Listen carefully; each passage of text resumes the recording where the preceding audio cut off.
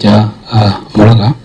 I would like to support what Ken manager said. We have really received very good support from executive, especially matter to do with the garbage collection, revenue collection. We are really working well with support from all the staff from executive.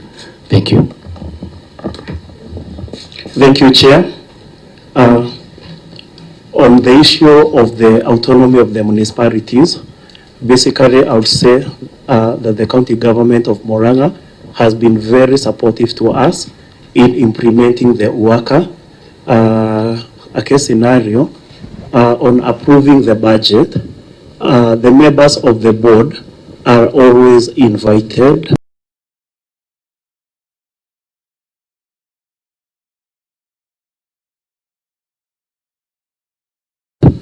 We have even attached some minutes, I believe so.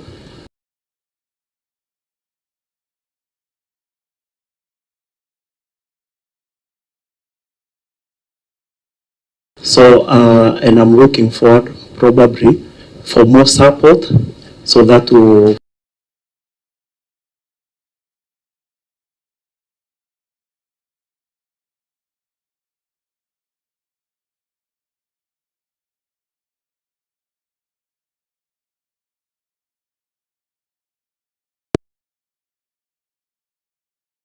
Anyway, Governor, proceed. Yes, okay, the truth is, from where I see it, if you want municipalities to be independent, Senate should consider amending the law.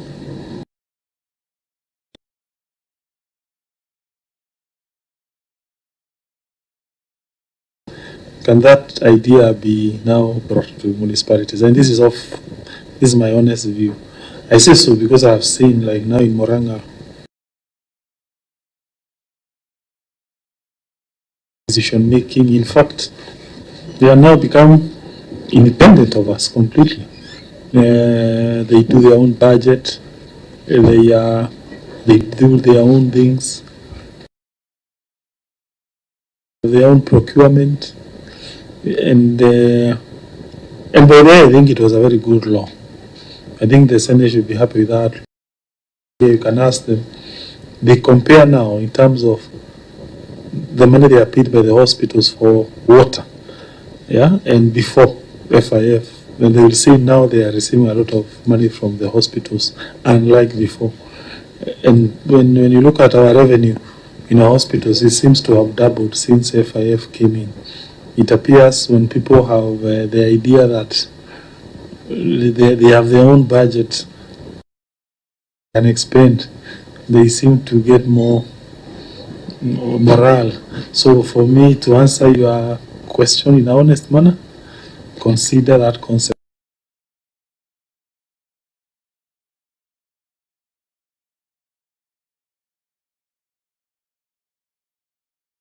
So that you don't deny rural people money. See? Yeah? Like now, even those hospitals, I've been telling them, this money now you are generating, why can't you also buy medicine for the rural facilities? So if you allow municipalities to be 100 independent, then we will not have money to help the rural people. So that will be the only area you can consider amending for me now looking forward. As to the specific issues, I think with that I have answered Senator Mbogwa, Senator Machakos on the issue of the challenge.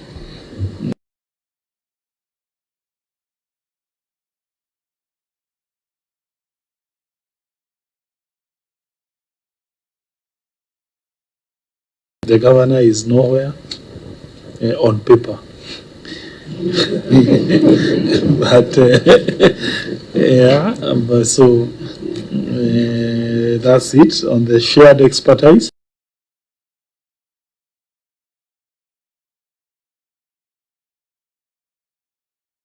Municipality, it needs to have its own experts, an engineer and a planner. So you can't share. That then will mean that's not a true municipality. And if I'm not wrong, should be a statutory requirement. Thank you, Chair. But Governor, you're talking of those others who have authority to direct them on what to do.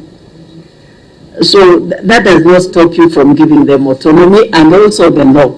What does the law say about municipalities and autonomy?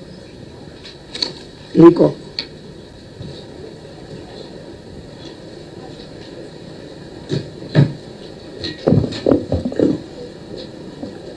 Thank you, Senator.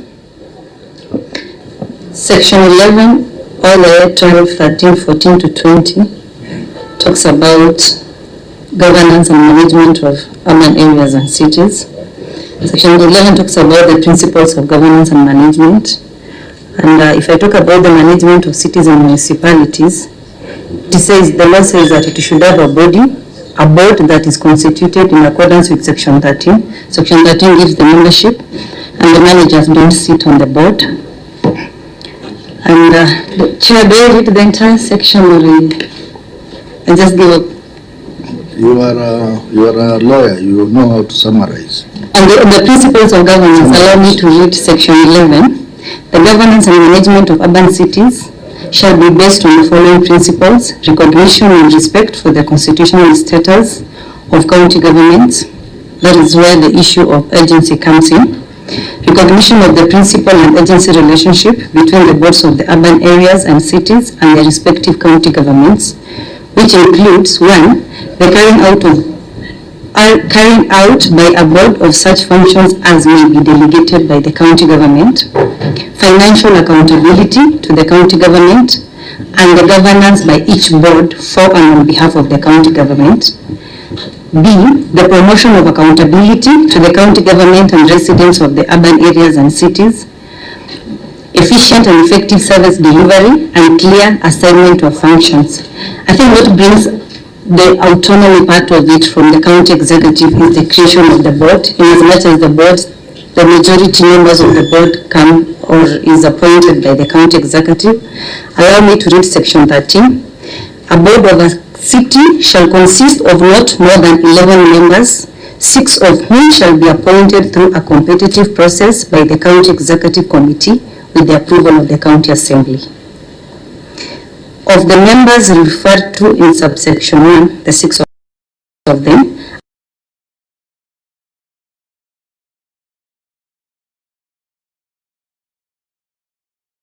nominated by 1 and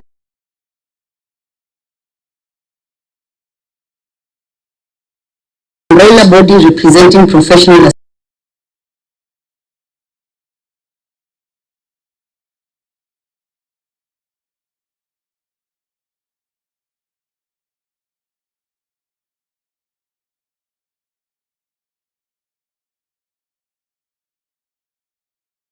association in the area.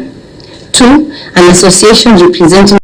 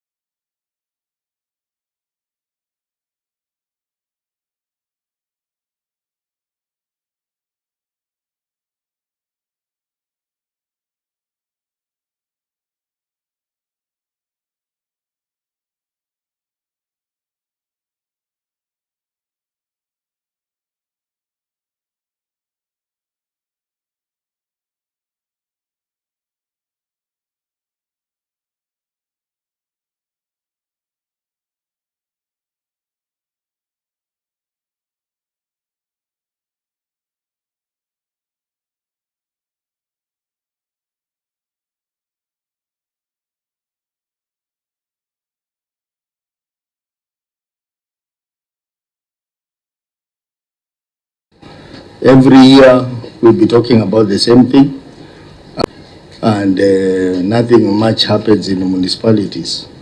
It is purely controlled by the executive.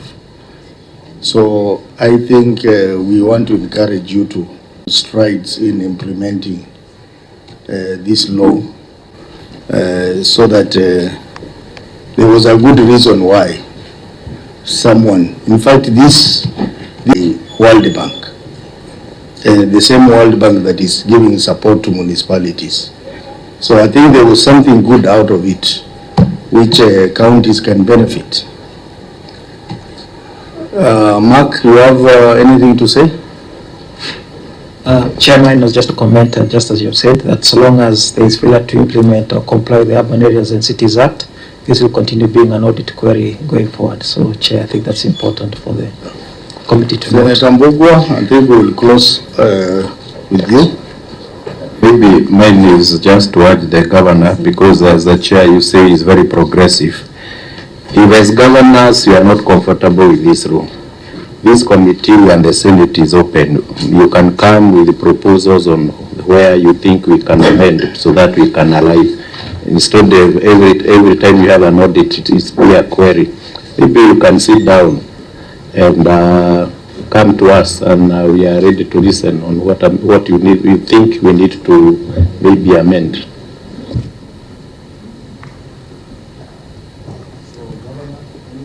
Before I close.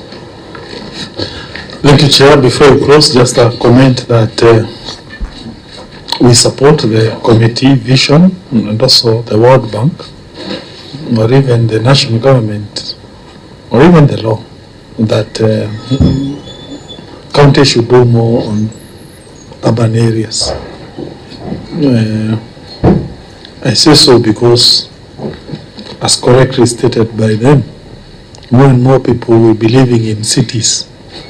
In the next 20 years, probably 50% or 60% of Kenyans will be urban dwellers. So therefore, I think more investment should be strategically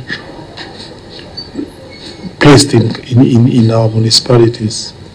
As a county, we came up with an idea of putting tarmac, despite how expensive it is, and cabros in our urban areas. Like now, Keno, every financial year the county puts quite a lot of money towards upgrading to bitumen standards Keno town roads. Same way with Kangari, same way with Muranga municipality. And this financial year, several projects are set to be done for that. But as I end up, Chair, of more importance to our cities is garbage. I think counties are grappling with the problem of garbage, and we are thankful to the government of the former Jubilee government, because they built the first landfill in East African region was done in Muranga, and it has never been operationalized, but it was handed over to us some few months ago. There are things they didn't do, and if you can help us push the Ministry of Housing, we can be happy, because they didn't give us an equipment called a compactor. You know, a landfill is not a dump site. We basically process the waste into some money. So we would also be requesting this committee to push the ministry to, I know how powerful Senate committees are usually are. So if you could push the Ministry of Lands to give us the last components of that landfill, which is a compactor. Because once that waste is thrown there, you are supposed to come and compact it, then you put soil so that it decomposes and it creates gas. So we seek your indulgence to help us towards that, because once that is done, that plant can have electricity, it can have produce gas. But even as we wait, the county is currently has engaged private people to do recycling, and we are happy in the next 1 week or so we shall start doing recycling, and therefore one person is even recycling to have diesel, plastic waste converted to diesel, and another one to some proteins, and they are about to commence operation, and that will make particularly the Keno region more cleaner. Thank you, Chair. Very well. Honorable members, I think that brings us to the conclusion of the reports on municipalities. So members of the municipalities, you can exit and possibly go home. Let us have water companies coming in.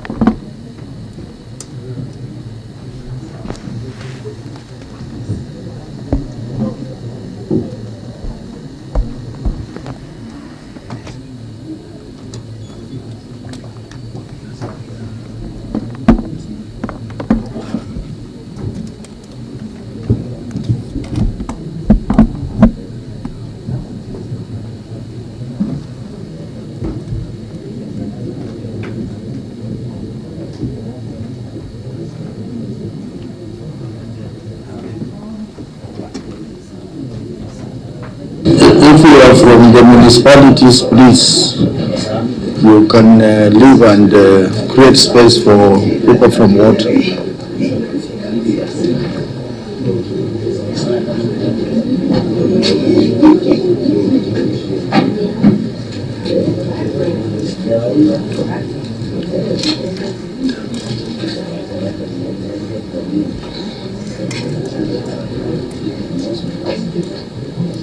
So I think we can start. Governor, maybe you can help us in introducing your team from the water companies.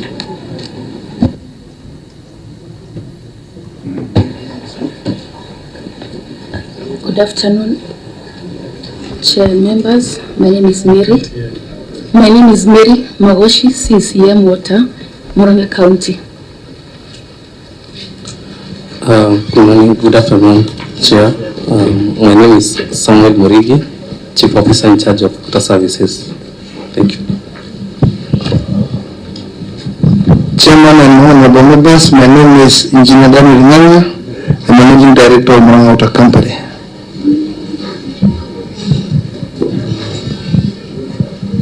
Good afternoon, Chair. My name is Diana Mudhoni, nominated to represent gender, the Chairperson Managing Environment, Forestry, and the member of Water Committee, Muranga County Assembly. Thank you.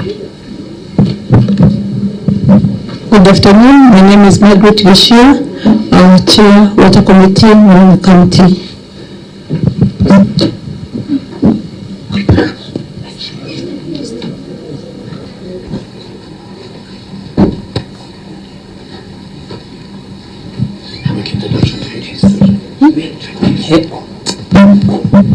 Good afternoon. I'm Reverend Honorable Esther, Vice Chair, Water Committee, Muranga County, nominated representing persons with disability. Thank you. Chairman, honorable members, my name is John Kairu, Managing Director, Katanga Water and Sanitation Company. Good afternoon. My name is Engineer Kamau, representing Muranga West Water and Sanitation Company, ND. Good evening, everybody. This is Vanusa Yusuf, the County Chief Officer for Trade, Industry, Tourism and Cooperative Development. Charles Jenga, Legal Advisor to the Governor. CPA Joseph Mona, in charge of Finance, Muranga Water. Good afternoon. My name is Mukiri, Human Resource Manager, Muranga South Water. Good afternoon. Tabitha Digital, Finance Manager, Muranga South Water. Good afternoon, John Macharia, the MD, Muranga South Water and Sanitation Company. Good afternoon. I'm Raila, the Water and Sanitation Company, board member.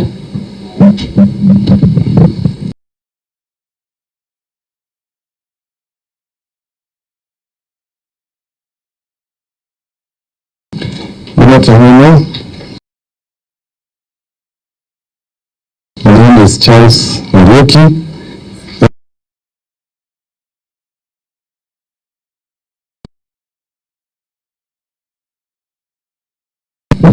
Good afternoon, my name is John Mulu, a board member at Muranga Water.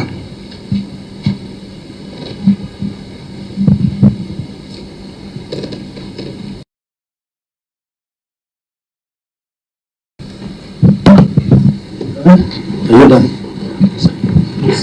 Okay, so honorable members, you realize that we have, I think, 5 water entities which we need to examine the audit reports. And we have been in meetings, I think so far 4 meetings. This is the 5th meeting. So we need to manage our time and so what I'm directing is that we will only pick the key audit queries, and once we pick an audit query, because most of these audit queries are cross-cutting all these water companies, we will confine simultaneously. For example, if we are talking about receivables, we will talk about receivables in the 5 entities. That will help us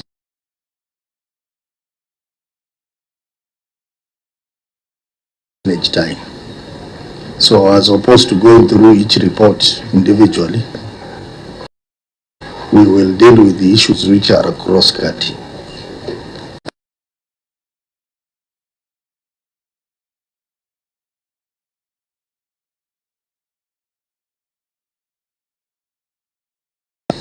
Long outstanding receivables.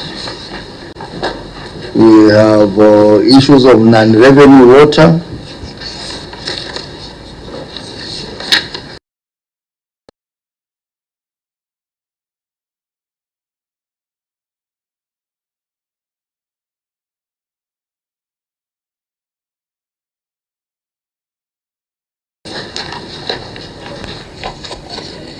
I hope the auditor, you are writing down those issues. There is one the company.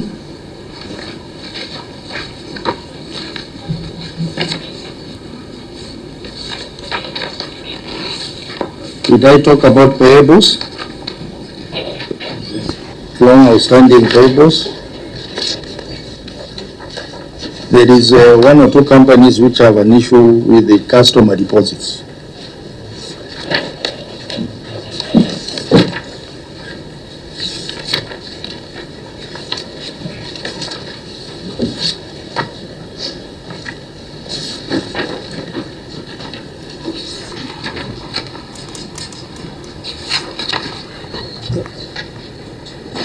Actually, those are the main issues.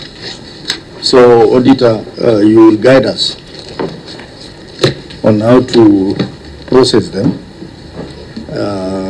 And members, when you are debating or asking questions, you can also reflect on other companies out of the 5. So proceed, auditor. Thank you, Chair. For the 5 companies, they all had a qualified opinion, out of which they gave us the responses and we were able to verify. And Chair, as you guided, we can start with a cross-cutting issue which cut across almost all the companies, that is long outstanding trade payables. Chair, we can start with that from Muranga. For which company? Muranga Water Company. Muranga Water. So for this query, our benchmark is Muranga Water. But as you know that the other companies also have the same query. So you can check and discuss it as we go on. Proceed with the query. Okay, report of the Auditor General on Muranga Water and Sanitation Limited for the year ended 30th June 2025. The opinion was qualified. The paragraph on long outstanding trade payables. The statement of financial position reflects trade and other payables balance of Kenya shillings 180,609,891 as disclosed in note 25 of the financial statement. Shillings 69,818,132 shillings in respect to accrued bills, which further includes levies totaling to Kenya shillings 4,700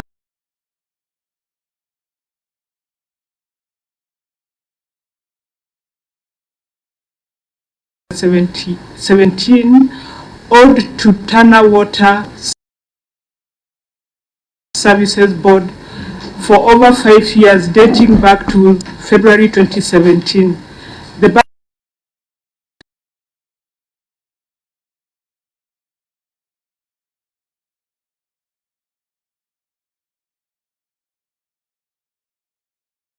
amount totaling Kenya shillings 24,675,530 owed to other suppliers has been outstanding for over 90 days.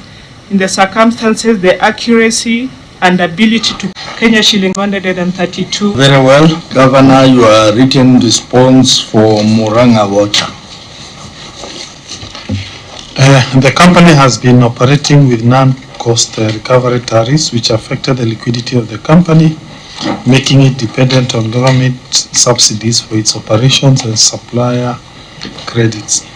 Efforts were made to ensure the company has cost recovery tariffs, which were approved by the WASREP and gazetted on 23rd of May 2014.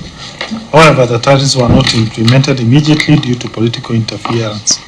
The same tariffs have expired, and the new ones approved by WASREP in 2019 are yet to be gazetted, hence the challenges of settling the outstanding debts.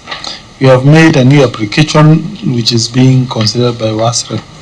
It's worth noting that in a balance of current liabilities, the company had accrued bills of 50 million owed to WSB, and since the company had made capital investments on behalf of Tana Water valued 44 million, The management is pursuing the same to be converted to equity capital. The amount is not accruing further, as the current Water Act of 2016 does not require the payment of administration fees. We have paid Kenya shillings 662,128 to WASREP this month, January 2026, and we commit to clear the balance in monthly installments. Attached find copies of tariffs, correspondence from WASCO and response from WASREP, payment voucher to WASREP and letter to Tana Water Services Board. Yes, proceed. Okay, Chair, here I think, let me start with saying that there are two issues here.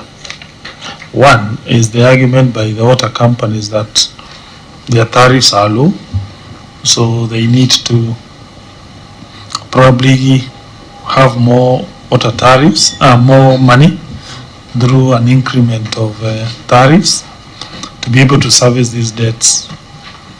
The other companies, the four of them, they have implemented a new water tariff. So the assumption is this query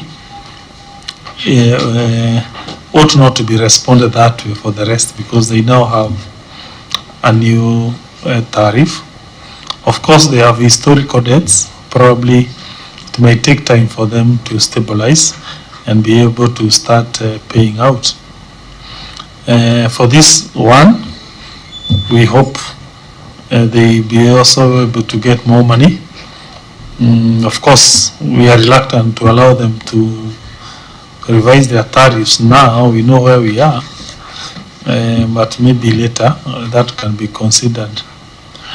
But that one limb of my response. The second limb, which is not here, but I really hold it very strongly. Chair, I strongly believe national government regulators, they are unfair to the people of Kenya and Muranga. When you look at these debts, you can see these are debts mainly to national regulators, whether WASREP, whether WARMA, yeah, whether TANA. Water is devolved. But you see, national government has a very high level of regulatory regime in water management. And when you look, what services do they offer for that regulations? You don't see a correlation. Take like WASREP. They are the one who renew their licenses. Why? It is like saying our hospitals, they will be regulated by some entity in Nairobi. I really believe that this committee and national government should champion deregulation. And if there has to be some regulation, then it should be cost-free. Because you see, like now WASREP, by the way, Chair, if I'm not wrong, and maybe you can correct me, in every tariff, they have a vested benefit. I think they get 4%. What is the effect of that? So they will go behind the companies and nudge them to increase tariffs so that they get 4%. So that 4% means that rural woman in the Muranga, that rural woman in Kiawambeu, or very deep, is paying 4% of that money to a Nairobi entity that offers nothing in return. It does not help us buy chemicals. It does not help us pay electricity. They are just seated in Nairobi waiting and nudging these water companies to increase tariffs so that they get 4% of doing nothing. Chair, for me, I think this is a scandal. And I think this scandal is not only in the water sector. You know, we have so many regulators in this country, so many statutory regulators, and their role is just to get money. Whether, let's say in construction, you have NCA, let's say National Construction Authority. In water sector, you have WASREP and WARMA. Like now, Arma, Chair, it is pursuing these water companies to pay them what is called abstraction fees. For what? And you see, like now this Muranga, the water you're drinking, 80% is from Muranga County, but we don't benefit. That abstraction fee is paid to Warma, and it is us Muranga people who have a moral duty to plant more trees in our abadeas, not to go and cut trees for firewood, and we get nothing in compensation for that. Otherwise, if we do so, there will be no water in Nairobi. So the point is, Chair, I strongly believe this committee should look at those laws, do away with those regulators and the fees they impose on us. That would be the moral thing to do. Thank you, Chair. Very well, I hear you, Governor, but now we have a specific query to address. For now, we have actually done a report on that, which will be tabling on these issues about water and the involvement of national government entities in what you need to do, and not just WASNEP, we have even these regional water bodies. So this committee has done something on that. Honorable members, Auditor, what's your comments on the management response? Thank you, Chair. The issue is still outstanding because they are yet to clear that amount to the. So if I may ask, just give us the figures of payables for the other water companies.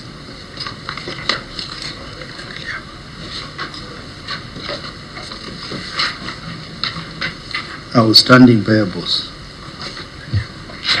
Okay, for Gatamathi, we have 74,426,556.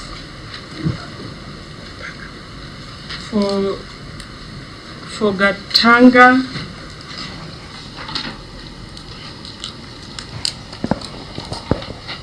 Gatanga, we have 37,269,705.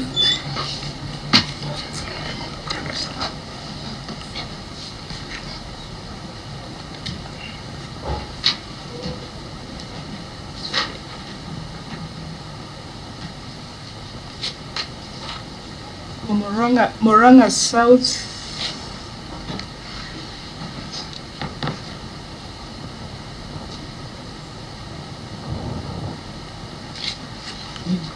didn't capture.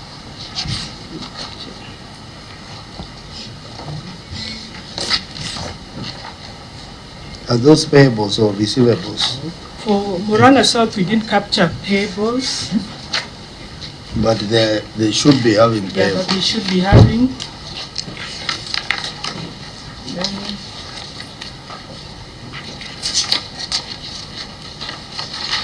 I think it's there. It's there. It's Muranga South. For Muranga Water, we have 180,609,891.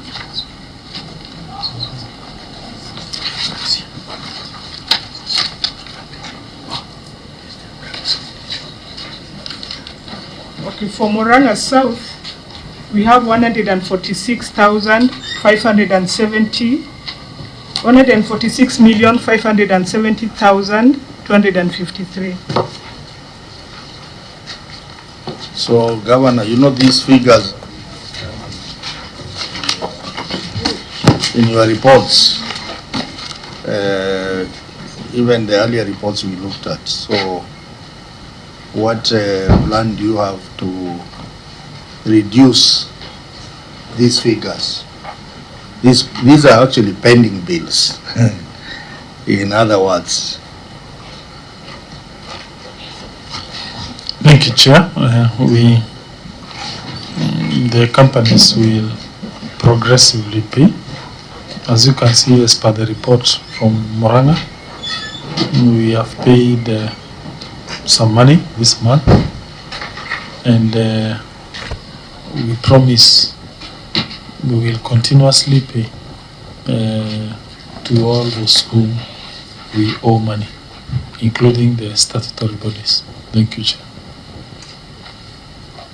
Senator Muranga County.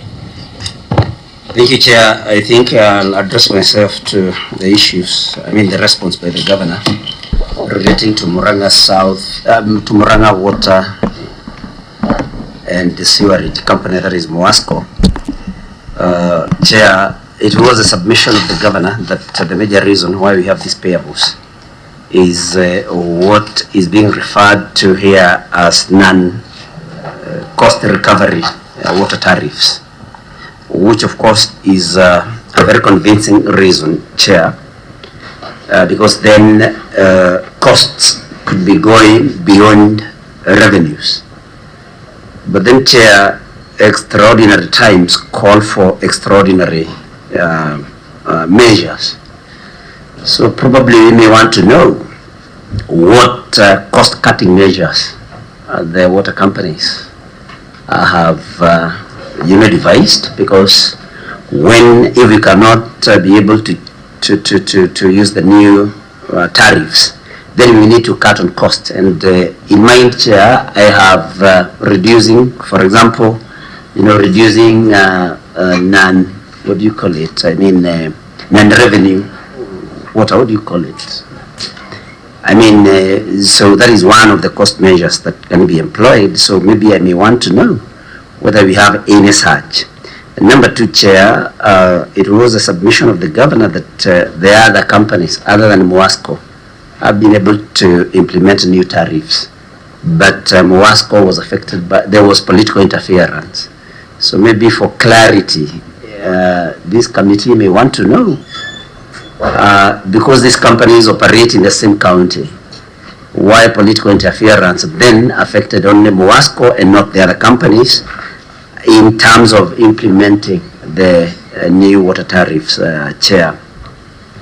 The other thing that we may need to, the government may need to shed light on is this figure of 44 million Kenya shillings that Moasco made as a capital investment to Tana Water Services Board. What was the arrangement when Moasco made this particular investment of 44 million, which now they want to convert into something else. And Chair, I agree with the governor totally that these regulatory bodies are charging a lot of money for nothing. But then even as the governor throws the ball to our court, what efforts have they made as a council of governors? Because, Chair, I think it would carry more weight if a petition came to the Senate from the council of governors, so that then we can pursue it and see whether we can be able to then sort out this injustice that has been there. So, Chair, those are my concerns. And finally, on a light note, to remind the governor, because he kept saying that rural woman will pay this, that rural woman will pay that, to just remind the governor that they are also rural men, and basically they are the ones who pay, not the rural women. Thank you, Chair. So, Governor, maybe you can respond to that. Chair, on a light note, wanawake ndio wenda kuchota maji. I was talking about pay. Men are the ones who pay in the village. Are you trying to imply women don't have money? Just fighting for the boy child who is neglected everywhere. Governor, proceed to respond to the queries. So allow me to yield to the MDs. Chair and honorable members, I must say that we have done every effort to improve on efficiency so that we remain afloat. Apart from reduction of non-revenue water, we have made efforts to work closely with the communities to ensure that we reduce vandalism, and also work closely with our staff on nightfall measurements to ensure that we are able to get the right pressure at the right time, so that very little water is wasted and we're able to remain afloat and operate the company. I must also say that around 2017, 2018, I think we did investments before enactment of Water Act 2016, basically around Maragua area, Maragua town and Muranga town. At that time, the responsibility was to develop assets was the responsibility of the de facto water service boards.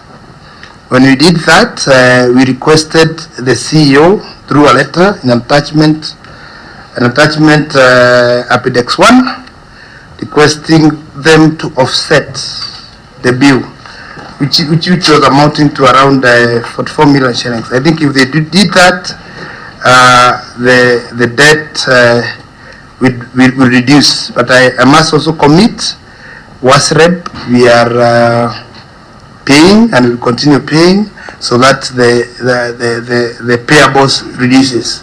It is also important to note that WASREB is charging 4% on regulation, and we are operating on tariffs that did not capture the 4%.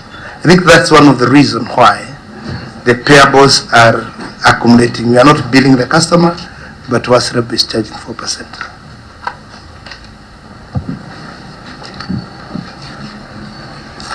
Chair, another MD. Sorry for cutting short the governor, Chair. The investment of 44 million with Tana Water and Services Board.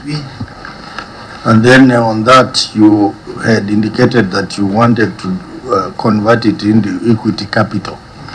How would you do that for a public body like Muranga Water? Yes,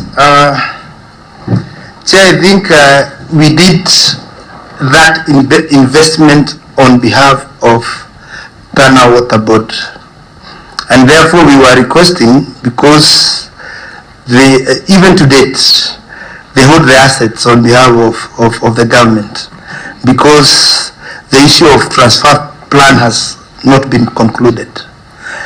Because Tana Water is a public body, Muranga Water is a public body, and we did investment on their behalf, we were requesting them to convert it to equity, because basically we did on behalf of them.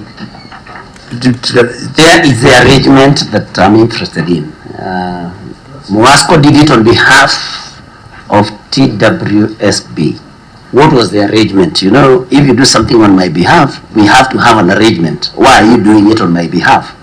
That is maybe what I would want to be clear on.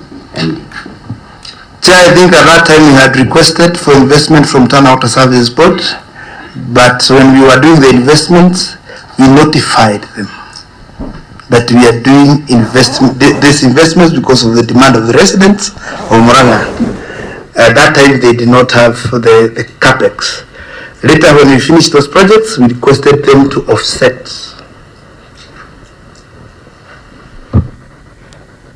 That is something maybe we need to get time to understand further, because you know the issues of shareholding are defined in the Water Act very clearly. It's my understanding that Muranga Water wanted to make some investment to meet a growing demand. But if I got it right, it is actually TWSB that was supposed to do this on behalf of Muranga. But then I think Moasco had more than sufficient resources and invested on did an investment that was supposed to be done by Tana Water and Services Board. Exactly. Thank you. Can I have a submission by Muranga South? And then we move to the next query on that matter.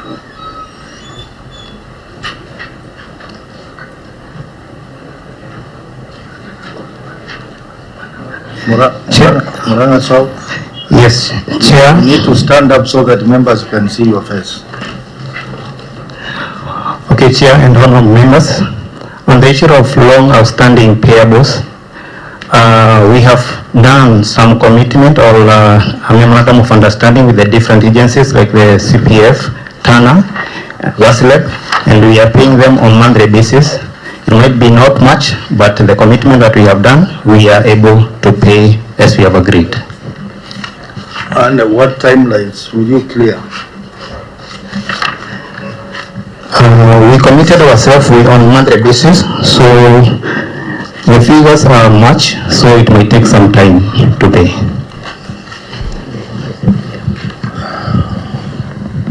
So the point I want to say is that these queries have been recurring.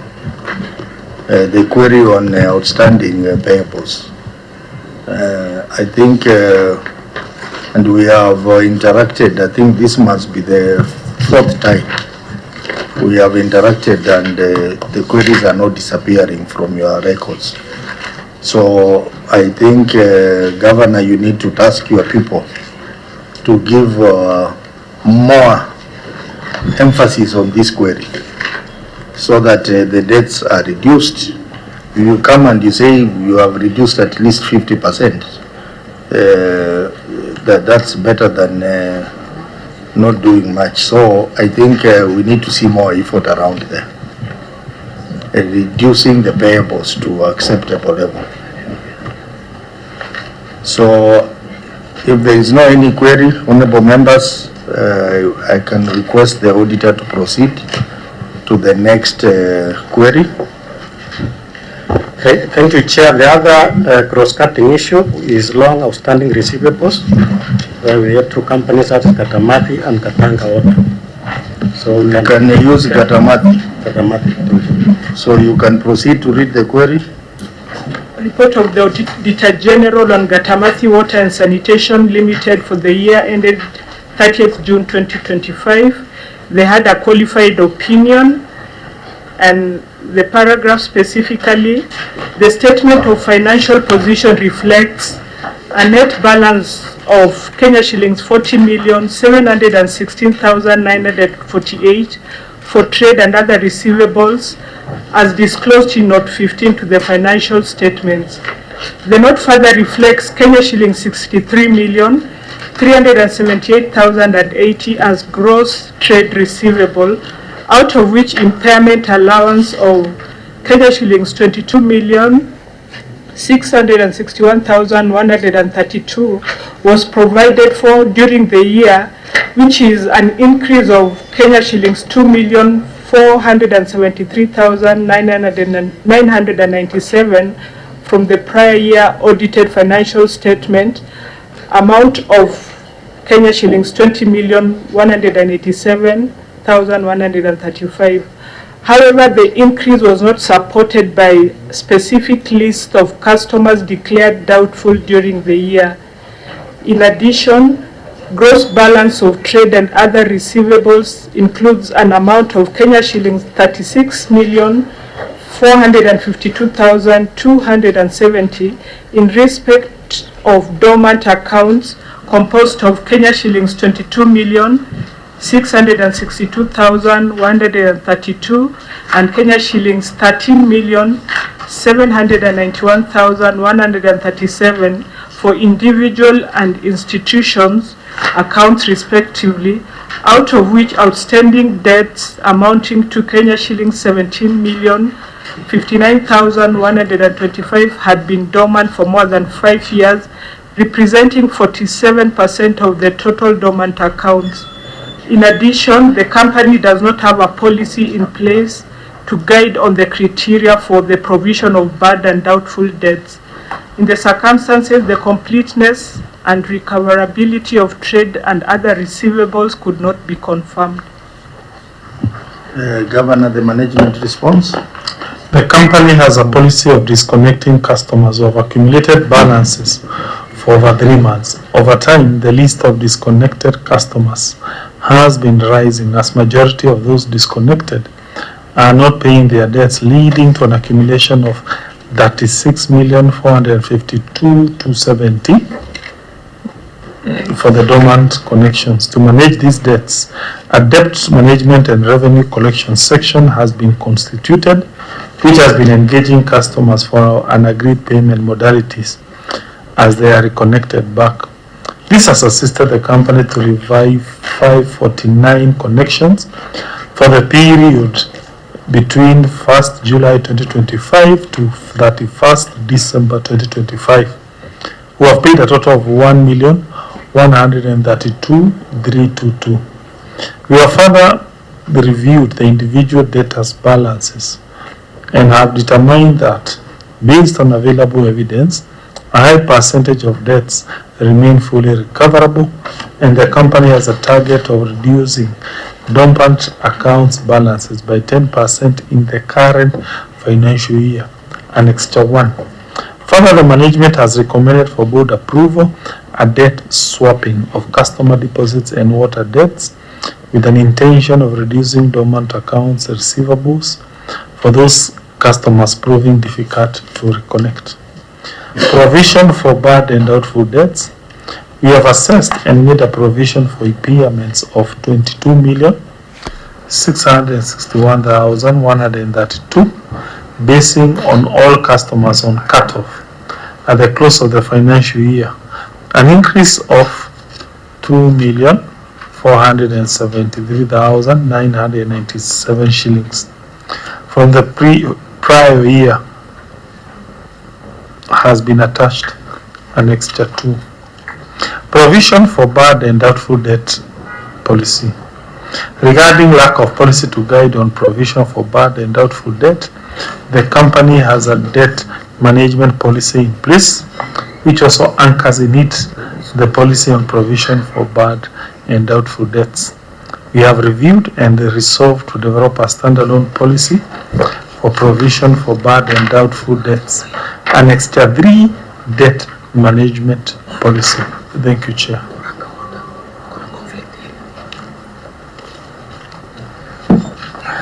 Very well. Auditor, your comments on the response, even as you also talk about the other companies.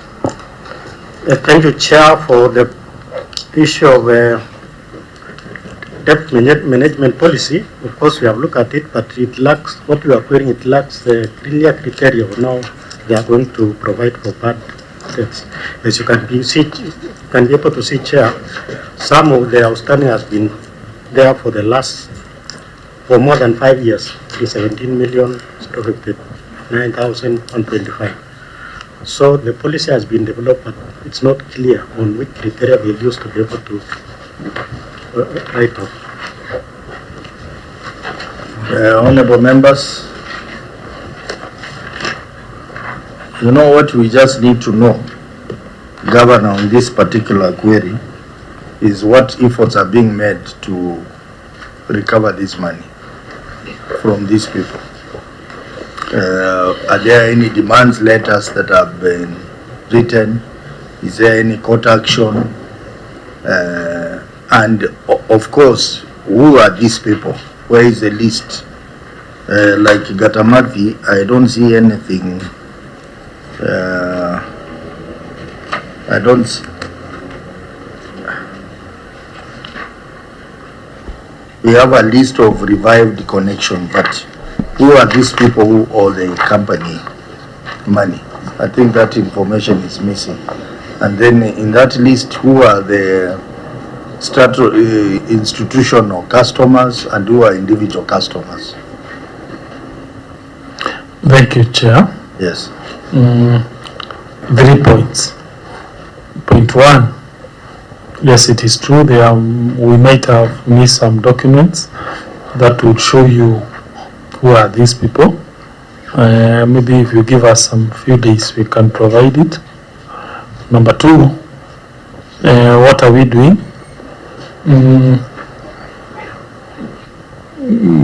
Let me start with the individuals. I think that advice of doing letters prosecution makes a lot of sense, and probably if the companies have not been doing that, maybe I'll sample one, the MD at Amadi to tell us whether he has been doing that. We agree, we need to be doing that. But allow me to comment on the institutional. And there are two main entities that give water companies issues when it comes to payment. The first one are schools, and they always cite capitation delay in Nairobi, and also very little resources that parents pay.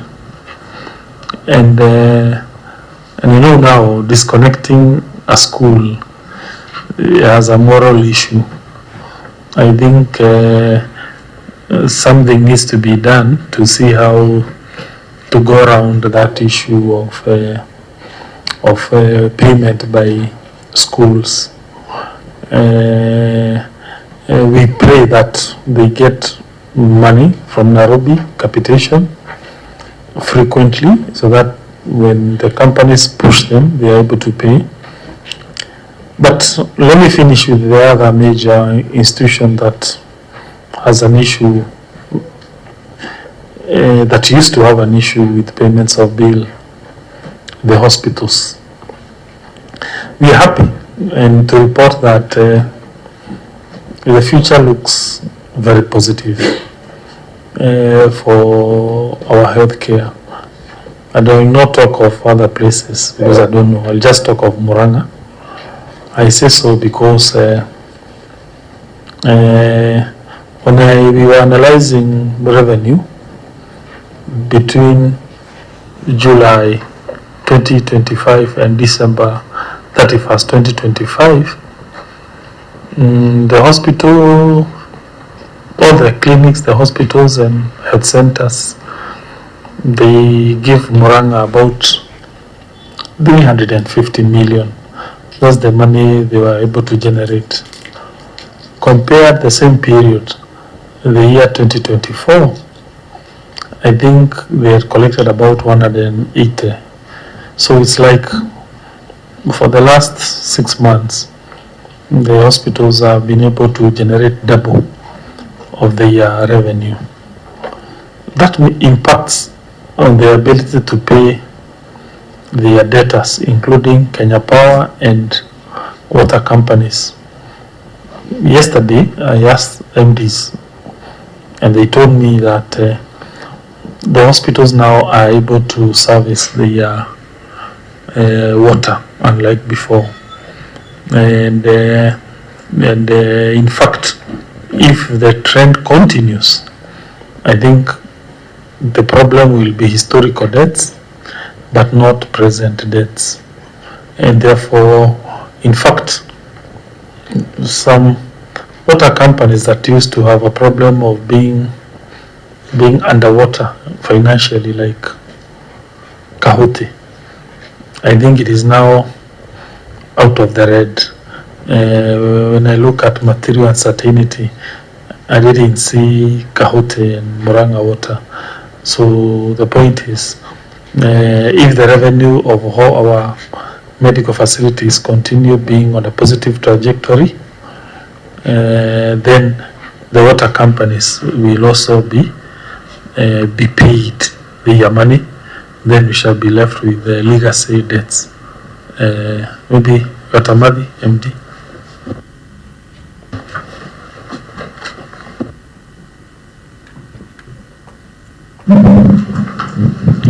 Thank you, Chair. For Wadamadi, were those debtors, we started by analyzing the historical data, and we found that some accounts are as old as they were installed in 1970, and they have been dormant ever since.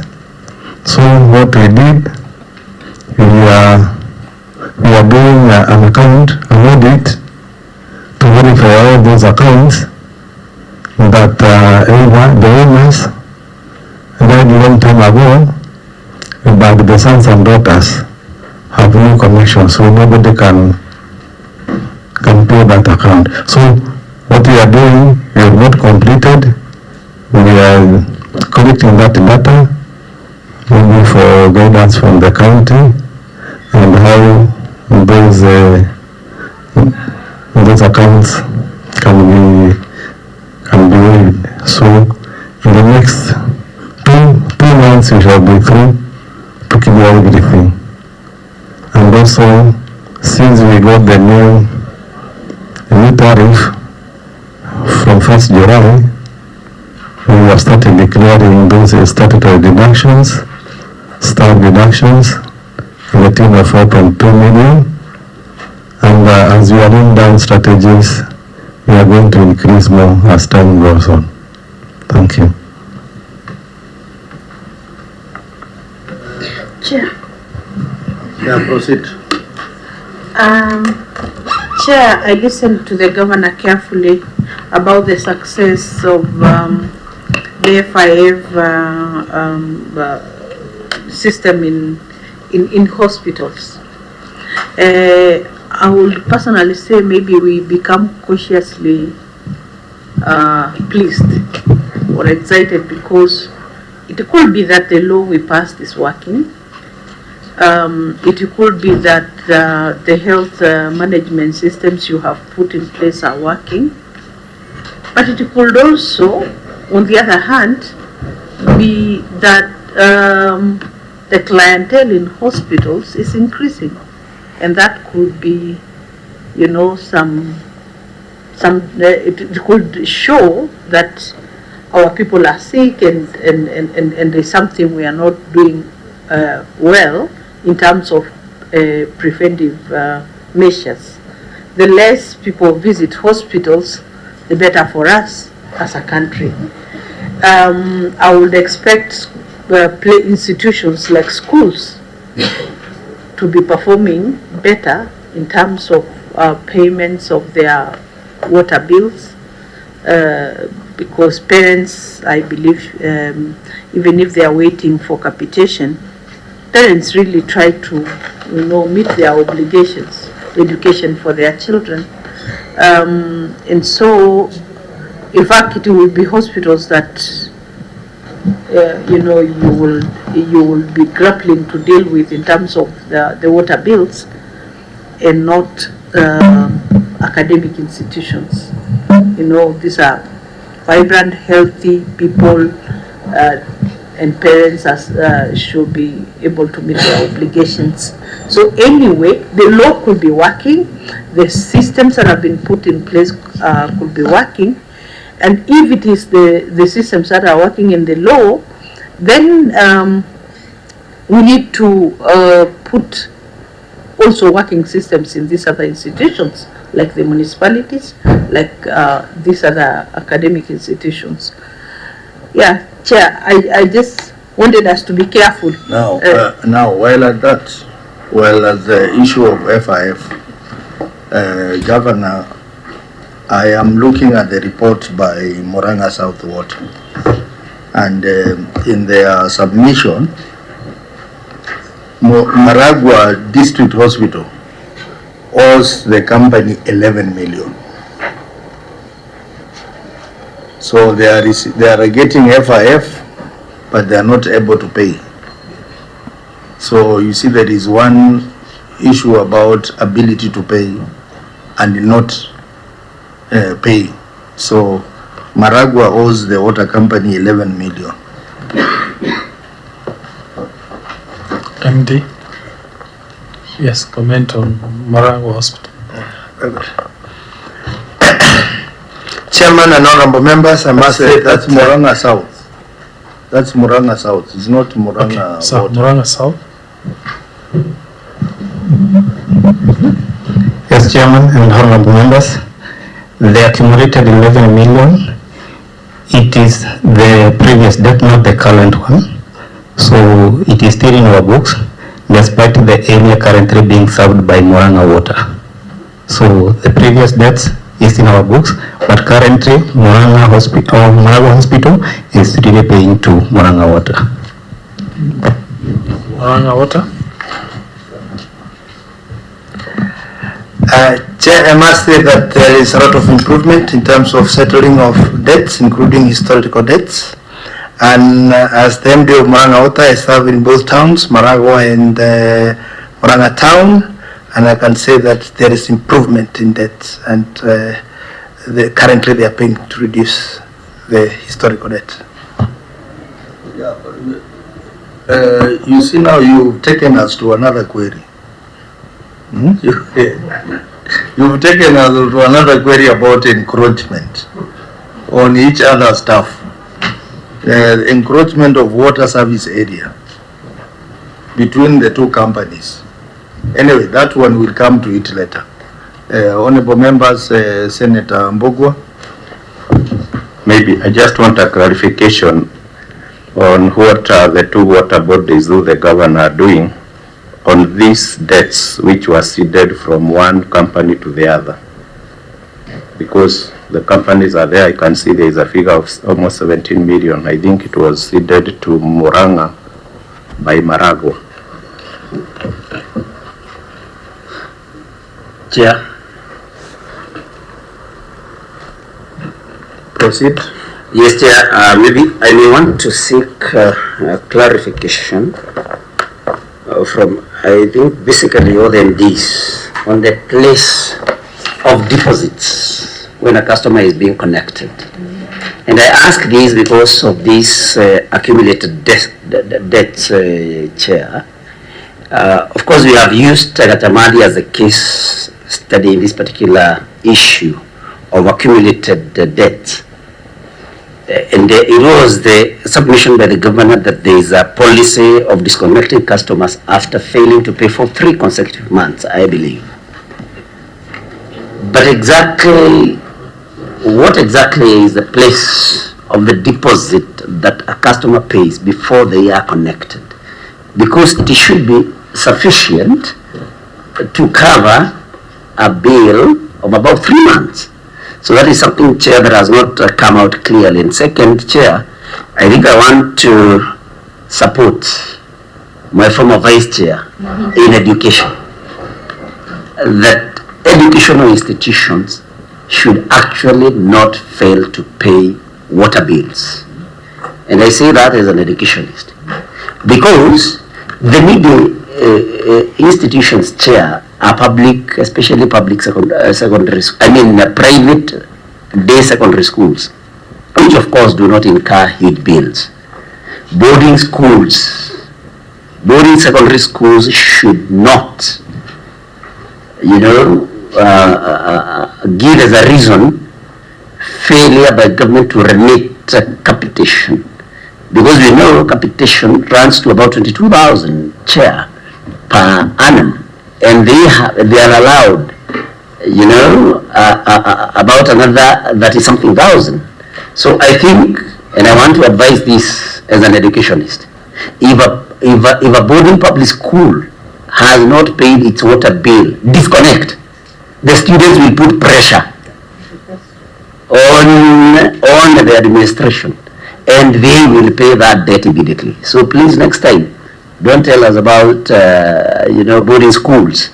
We can discuss day schools, but boarding schools that have not cleared, have unpaid bills, of course they are refusing to pay. Thank you, Chair.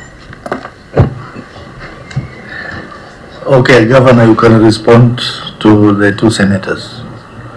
And then I think we make progress. Senator Bobo, on that issue, I think I will engage the two MDs to find an amicable way to settle that issue of the intercompany settlement agreement. On the comment by our Senator Newton, I think we have heard, and that's noted. Thank you. Governor, just like the payable query, the receivable query, it is recurring. It is recurring, and I think you need to also put an eye on it so that the level of receivables goes down.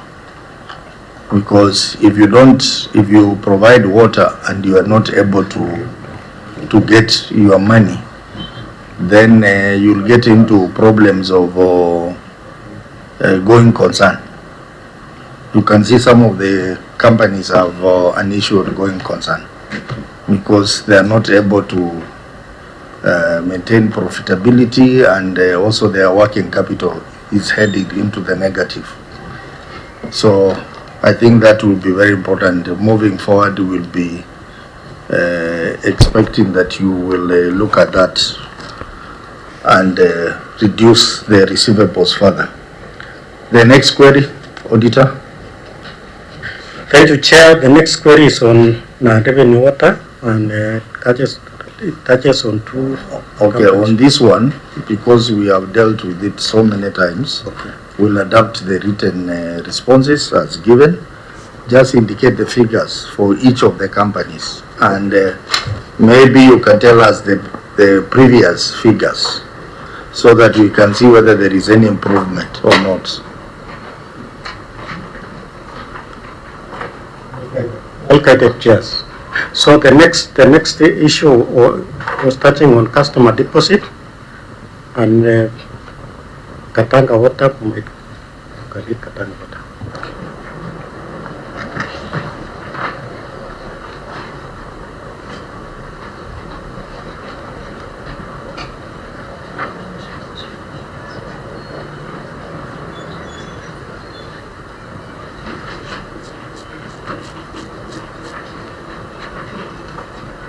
A report of Water General on Gatanga Water and Sanitation Company. They had a qualified opinion. So the paragraph is on unsupported refundable deposits and prepayments. The statement of financial position reflects Kenya shillings 16,463,771 in respect to refundable deposits and prepayments as disclosed in Note 35 to the financial statements. The balance includes Kenya shillings 15,656,021 in respect to customer deposit. However, the deposit account statement reflects Kenya shillings 649,446, resulting to unsupported and unaccounted refundable deposit balance of Kenya shillings 15 million and 6,575. In the circumstance, the validity, accuracy, and completeness of refundable deposit and prepayment balance of Kenya shillings 16,463,771 could not be confirmed. Governor, your response? The company is committed to replenishing the customer deposits. The repayment is progressively being made in financial year 2025-2026, and the bank account is building up the amount Annexure 7.0. Auditor, which other companies have this query? Chair, also Kadamati has the same issue, query on unsupported customers deposits. So two companies? Sure, Chair. So, Governor, what are you doing about it? Chair, we have told the MDs to ensure they get that money back into their account. They have promised they will do so within a year. Thank you, Chair. And also never to touch that account again for other things. Thank you, Chair.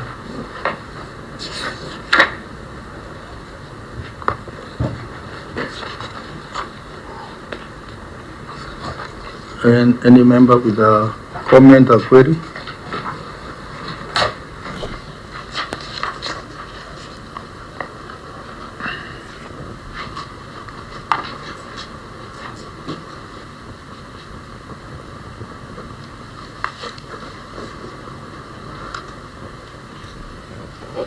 So Gatamaki, you want to repay 150,000 a month,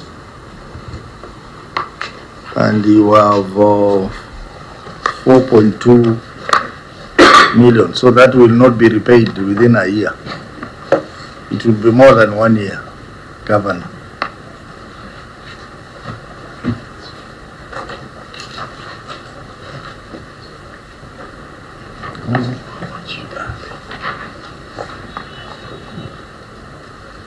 It will be more than 1 year. The law money is borrowed from this account, it should be repaid within 12 months, and there must be a board approval.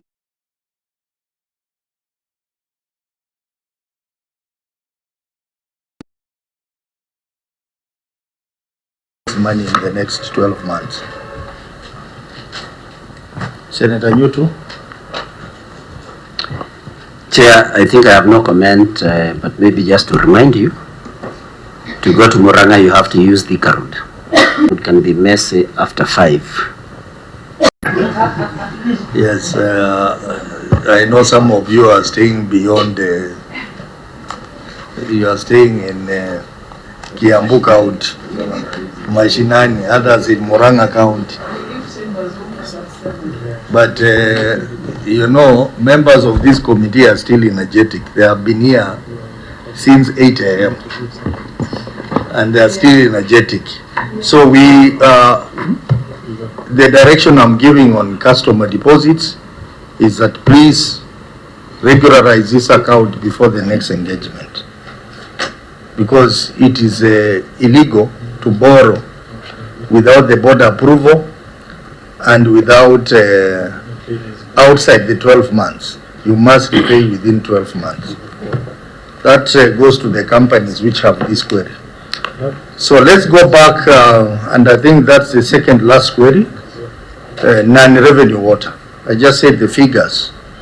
Give us the figures and then we'll discuss. Thank you, Chair. Maybe as we do the figures, we can go to the last one, which is material uncertainty. Then we, material uncertainty, you know, is related to that one. Maybe we can go to, as you compute the figures, there is something interesting in about ownership. In Muranga South Water, you know, Governor, we really pushed hard on this matter of ownership, and I can see it is still a challenge in Muranga South Water. Delayed transfer of company ownership. Maybe you can tell us what is happening here, Governor. That the company is still owned by Tana Water Services Board. Muranga West, which is county. Muranga? I'm having this report here. The Muranga South Water and Sanitation Company. South. Yes. Just explain to us the problem, Auditor, and then the Governor will respond. Okay. The paragraph states that review of the memorandum association of the company revealed that the share capital stands at a balance of Kenya shillings 100,000 divided into 5,000 shares of Kenya shillings 20 each, with 499,999 shares owned by the Chief Executive Officer of the defunct Tana Water Services Board, and 1 share owned by the county government of Muranga. This is contrary to clause 3.31.1 of the Water Services Regulatory Board Corporate Governance Guidelines of 2018, which provides that the shareholder of a water service provider will be for public interest and remain in the county government. The county government of Muranga has not instituted measures necessary to assume the complete ownership of the water company as provided under the guidelines. Although the company's correspondences indicate that the company has initiated the transfer process, the matter has stalled at negotiations between the county government and the national government. in the circumstances, management was in breach of the law. Governor, you can proceed and explain to us. Chair, help us. I think this question is best answered by two people, CS Water or his PS and Tana, because we have done our best. We have written letters, we have gone to the offices, no substantive response. I feel at this stage, this committee acting on its own motion, or Senate being moved by whichever party, can summon those two entities to respond to this. We are now headed to seeking renewal of our political mandate. This discussion started 3 years ago, and that has we have not achieved the transfer of shares to Muranga County from national government. So we really don't know what is the solution. We really believe that probably the Senate can help us. Thank you, Chair. Auditor, your comments before I allow members to chip in. Thank you, Chair. I think since it is an issue of which need to be sorted between the national entity and the county, I believe we need that guidance from the committee. Thank you. Yes, Senator of Muranga, I hope you understand this problem. So yes, I do, Chair, and I think taking the cue from what the governor has said, Chair, this committee has the power to invite or summon the CS Water together with the county government of Muranga, so that we can be able to have the two parties, Chair, in my opinion, the two parties present, their side of the story, so that we can know exactly where the problem lies, because this is the only company that is yet to be transferred fully to the county government. And the county government of Muranga needs to be accountable to its people in provision of services, especially also in that particular area that Muranga South serves. So, Chair, it would be my recommendation and suggestion that you find it fit, as the chair of this committee, to invite to the same meeting the CS Water, who should tag along his PS, and the county government of Muranga, so that you can be able to sort out this matter once and for all. Chair, that is my very strong feeling. Thank you. Senator Mbugo. Chair, after March, when we are done with this exercise we are undertaking, the committee will have ample time to address these other emerging issues. So we can list this one as one of the issues the committee will be dealing with from April of this year. Very well. I think this one, clerk, you can flag it as one of the issues that we can deal with. Meanwhile, Governor, you can provide to us I've seen there is correspondences from the water company to Tana Water. We also need to get some correspondences between you and the ministry. And there was an MOU that you signed between the county government and the national government. So if you provide that information, clerk, you can trigger a letter to the ministry and suggest a date after March when we can invite the CS to come and appear before us, because ideally this company should belong to the county government as per the Water Act. So you need to, Governor, you need to provide those documentation to this committee. Maybe you can indicate to us how much time do you need to provide all that documentation? 2 weeks from today. 2 weeks. So you provide it to the clerk and we will take it up.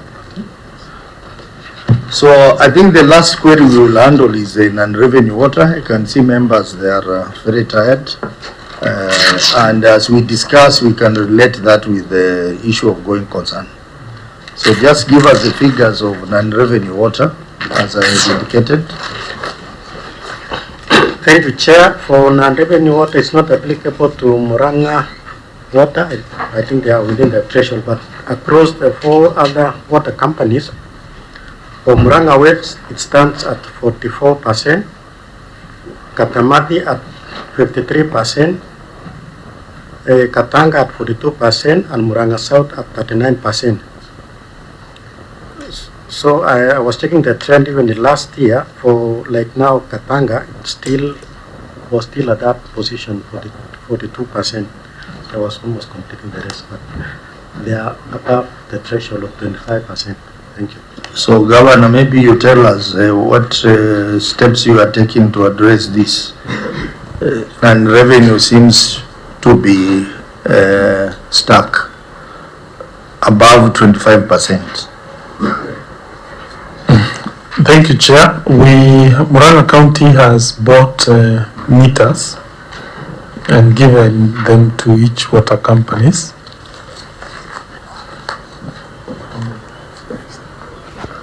The last time we bought 4,000. A key reason for non-revenue water is lack of metering. We believe those meters will go a long way to reduce that problem. Secondly, we have also invited, one company has invited, that's Gatamavi Water Police, to enforce. There were some arrests. They were publicized. The idea was also to send a warning to people who are stealing water that there are repercussions. That was a positive effect. The third attempt to remedy that issue is increasing water coverage. When people want something and that something is not readily available, they steal it. So Muranga, as per various records, the water connection level is 70%. Out of 300,000 households on average that are in Muranga, that's about 210 households that have piped water, which is among the best in the country. These 90,000 households that don't have this piped water, we are happy. For the last 2-3 years, we have increased water connection by about 20,000 new households collectively. So meaning 90,000, because that was the data of about 2023. Now we believe it has gone down to 70,000 households, which for me is a good rate of water connection. If we were to invest more, these 70,000 people who don't have piped water, they will not, some of them, I'm not saying everyone, but they will lack the incentive to do illegal connections to push water to their homesteads. And we are doing our best We believe if within 3 years we have brought in 20,000 new customers, if we go with the same rate, probably probably in the next 5-7 years, we will be almost every household will have water connection, and therefore we suspect that will pull down revenue or water. However, the problem persists, particularly because there is a perception in Muranga, and I suspect almost everywhere in Kenya, that water is expensive. And therefore, some people may say, I won't pay because this thing is expensive. I better look for a way around it. I get the money at no cost using illegal means. Also, I'm aware some people have an incentive to use the water for irrigation. And once they do so, definitely, they know they can't pay domestic water tariffs when the water is being used for irrigation. So that also means, apart from domestic water, the county government has to look for money and do what we call irrigation systems to avoid people using this water to irrigate. So the point is, it's a journey. It's a journey, and I'm not saying we are there yet. It will take time, but when you analyze the water companies for the last few years, there have been a little bit of some improvement, but we are not there yet. Thank you.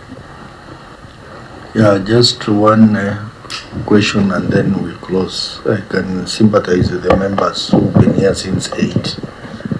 Yes, Governor, I hear you. And from the discussion we've had this afternoon, if you solve this one problem, you will have solved mainly all the other problems which were being raised about the payables and everything. This morning we engaged with 2 other counties on the same.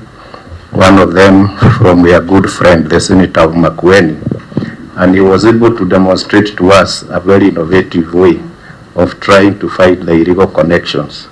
He has come up with some smart kiosks where they are paying, I think, 3 shillings per 20 water jerry can.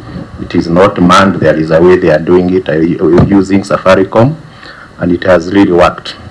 For Meru Water, they got help from JICA, and they surprised us that they were able to reduce the non-revenue water to 19%, which is very commendable. So maybe you can learn from the best, and maybe by the time you're coming here next year, things would be different. Thank you. Yeah, and you know, there is non-revenue must be looked at from 2 angles. We have losses arising from commercial losses, and we have the physical losses. Many of the companies try to focus more on the physical losses and they disregard the commercial losses.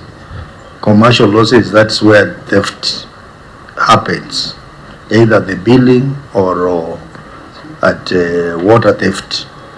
So I think you need to advise your teams to ensure there is a clear separation of those 2 categories of water losses.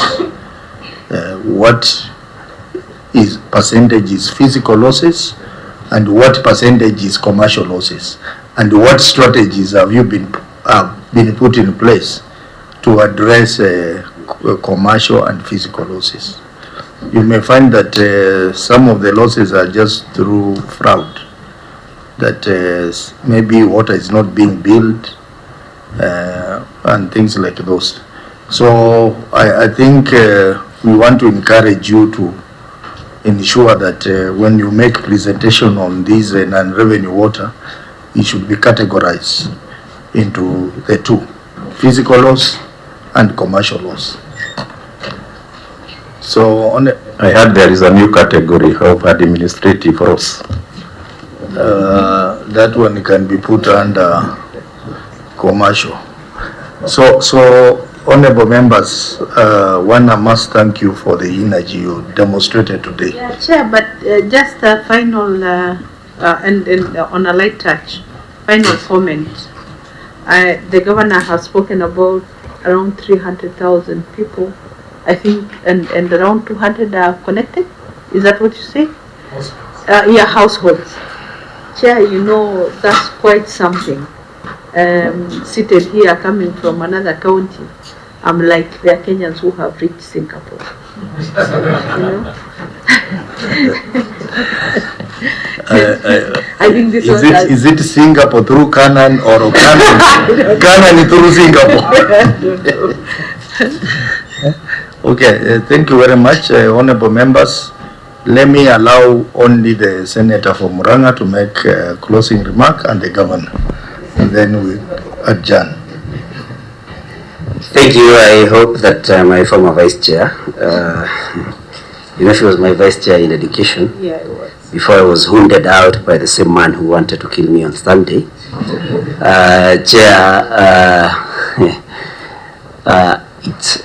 I hope she's not using that Singapore thing in a malicious way, Chair. No.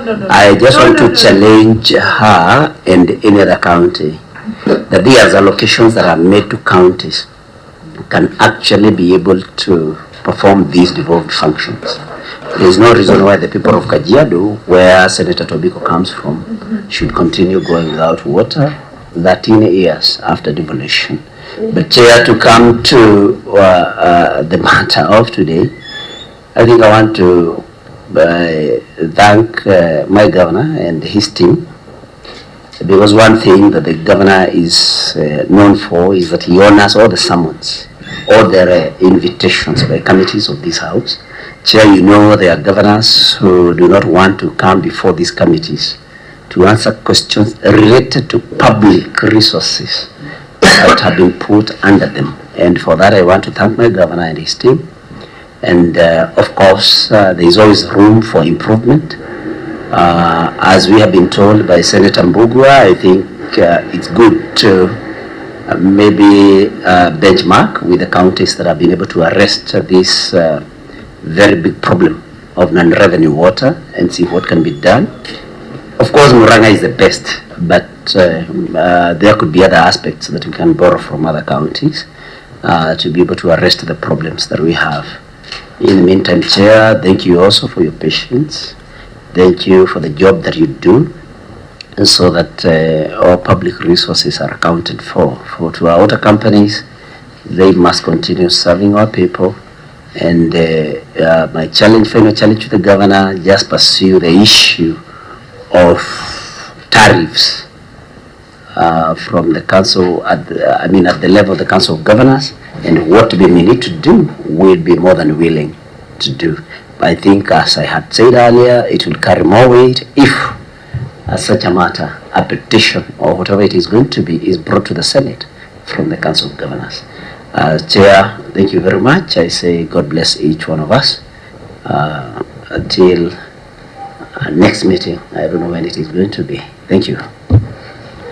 Governor, your comments. Thank you, Chair, the committee, and my senator, and everyone for inviting us here. We believe in coming and answering questions. On the issue of non-revenue water, thank you. We have noted. CEC will definitely go see the good work that is happening in Makwiny and also in Meru, but also Nyeri. I think Nyeri is always ranked the best. I think it's called Nyawasco. Yeah. Companies are improving. Even Nanyuki has now improved. Yeah. It's below 25%. Yeah. So Nyawasco has a very good reputation. I think they are always below 20. Yes, what you have said, like keep here. We were there, by the way. I met Gov.Irungu somewhere, and he told me how he was able to solve the problem of lack of water of Nanyuki town. And we sent MD Muranga South and Chief Officer Sam here to go and see a very innovative idea on how to solve water issues in Nanyuki, and we were very surprised. You know, I think the lesson I learned is that national government has an issue in terms of at times the kind of money they do to do a program can be so humongous that if a county government decides to do the same work, it will achieve the same intended purpose at a much cheaper amount.